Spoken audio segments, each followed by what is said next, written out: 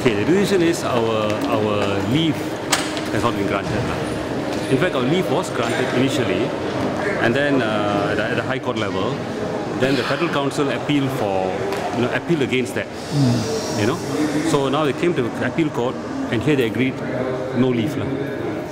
So kunci untuk masuk High Court. That's it. Yeah, that's it lah. So which is very disappointing lah. Very disappointing. This is the kind of thing that allows so many billions of public funds to be wasted.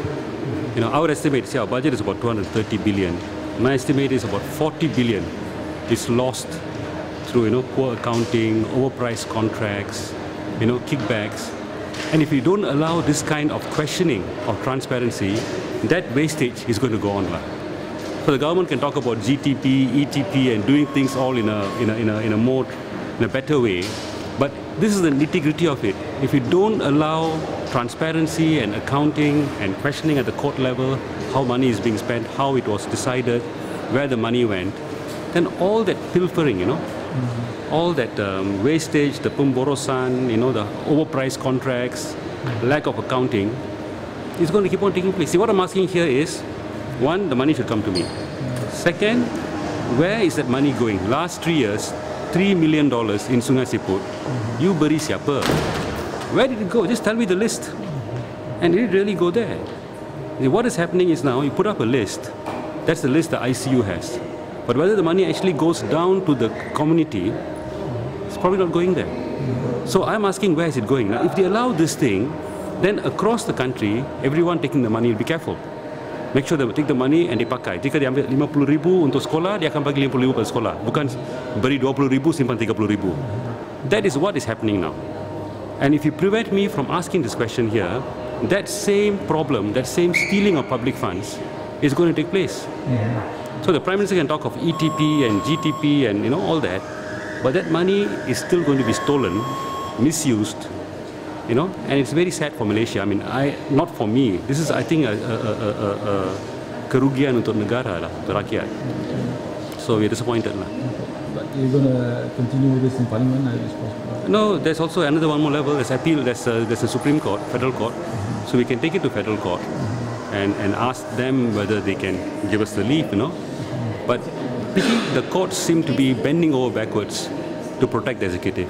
The system of justice should be independent, the third pillar of society, and they can, allow citizens to question the executive. But here, any questioning of the executive, is not allowed by the courts. So the courts actually, if they think they're helping the executive, they're wrong. They're helping the executive dig its own grave, helping the executive become more corrupt, less accountable. And they're not doing a service to the executive in the long run, because they're encouraging the wastage, they're encouraging the corruption, they're encouraging the misuse of money. And that's what is said, that the courts don't have the spine to stand up and allow these kind of issues to be ventilated and questioned. I think the whole process is good for the country. It's not only a question of me getting or the opposition MPs getting the money, It's a question of how public funds are spent. It's a bigger issue than that. The results of the case? Yes, very disappointing.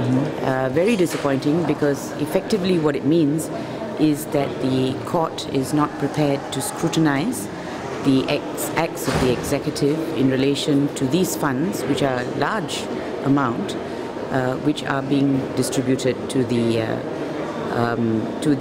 Wakil Rakyat. Dr. Jeyakumar's stand is that there is an uneven distribution of these funds, that it is unfairly distributed, and it is disappointing that the courts are not prepared to scrutinize the manner in which these funds are disbursed. However, that's the decision of the Court of Appeal. They have set aside the leave because the High Court judge actually gave leave. We must understand there are two stages to judicial review. The first is the leave stage, which is actually a very low threshold. So effectively what the Court of Appeal is saying is that we haven't even reached the low threshold for leave. So the main application hasn't even been heard yet. But what they have said now is that they won't even allow us into the door to have the main application heard. And that is a very disappointing result. Okay, so the next step will be? Next step will be the Federal Court, but it's up to, of course, Dr. Jeyakumar whether he wants to pursue this further. Okay. Thank you.